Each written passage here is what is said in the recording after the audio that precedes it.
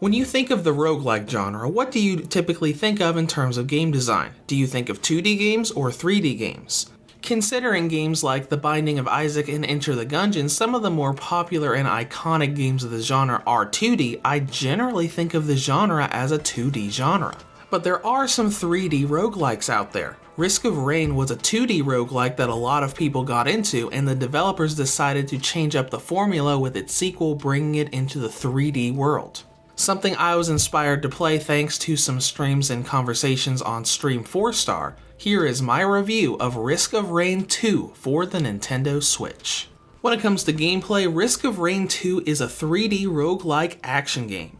As you make your way through the game, you'll be trekking through randomized 3D areas, collecting power-ups and fighting off enemies and bosses as you race the game's ever-climbing difficulty loop.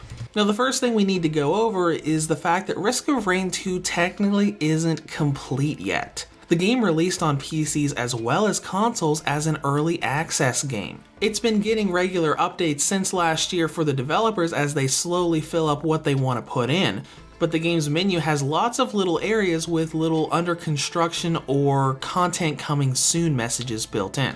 Basically saying, hey, I know you want to see what this character is, or I know what you want to read this little bit of lore that you collected in the stage, but technically we haven't made it yet. Now, game progression is like many other roguelikes. You start the game via a run, a single trek through the game where you progress as much as you can until you die. And it's pretty much an endless gameplay loop. There is no final boss, there's no end-game credits or anything like that. You just keep going from stage to stage until the game overwhelms you and you die, or you manually exit your run. The coolest and best part about this game, however, is the multiplayer co-op aspect. You can navigate through the game just fine as a solo player, but you can also do local and online co-ops so you can bring your friends in and tackle the game together. Now, when you actually start the game, you go in, select your character, and you're dropped in a randomly generated set of stages and levels. In each stage, you can do a lot of exploration. You can fight enemies and collect gold you can then use to interact with various objects and chests around the map that give you buffs via power-ups as well as new weapons that you can use against enemies and bosses. And once you feel you've leveled and built yourself up enough, you can find a teleporter that'll summon the stage boss and unlock the way to the next level. But of course, being a roguelike skill-based game, it's not as easy as just exploring to your heart's content. It's also a game of speed. The longer you move around in Risk of Rain 2, the harder the game slowly becomes, and that increased difficulty isn't just making enemies harder to kill. They appear in larger groups, and even bosses later on in the game will spawn as normal enemies just roaming around like it's cool. And that's where the skill and balance comes from. You can't rush to the teleporters in every stage or the difficulty will easily overtake you, but at the same time you can't take too long in a stage or the same thing will happen. The idea is you have to explore and build yourself up with power up and EXP faster than the game does it to itself to make sure you're always a step ahead of them and don't get overwhelmed. And at the start of the game, this is an extremely difficult process. You only have access to one character, and you gotta do in-game challenges and achievements to be able to slowly unlock the rest. It took me several hours before I could even get past stage 2 with the commando character, but once I finally managed to scrape by getting to stage 3 without dying and unlocked Huntress, the whole game became so much easier to grasp. That struggle to reach stage 3 became pretty much the norm and eventually a cakewalk, and that's what makes the game a lot of fun. With each run you get further into the game, you learn a lot more and unlock new content to make it even easier for you. These unlockables are also the key to this game's content. You've got over half a dozen characters that you can unlock with a lot of different abilities, challenges for each character to unlock even more options for them, not to mention all the items you can unlock and the content that's coming in future updates. The main downside to this is the fact that the game's incomplete and doesn't have very many stages right now. That means that once you clear stage 4 in each run and loop back, you're going through stage 1 all over again. This leads to a lot of repetition because you're seeing the same exact environments constantly, just with beefier enemies when you get that far in each run.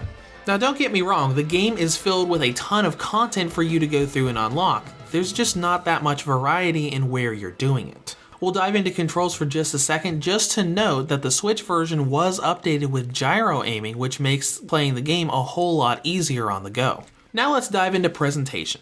Graphically, I think the game looks fine. There are a fair amount of jaggies on certain parts of the environment, but overall it doesn't look that different from the other versions. The main problem with the game's looks is the user interface and the text. Not only is the UI a little bit blurry in the menus, but the text is so small it's extremely difficult to read.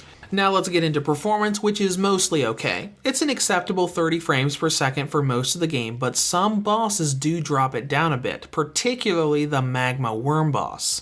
Some of the larger mobs also dropped the frame rate back when the game first launched, but it has been patched and the mobs don't do it nearly as often as they did. And now that that's out of the way, let's dive into battery life. On the original model, Risk of Rain 2 has a battery range of 2 hours and 39 minutes up to 3 hours and 51 minutes.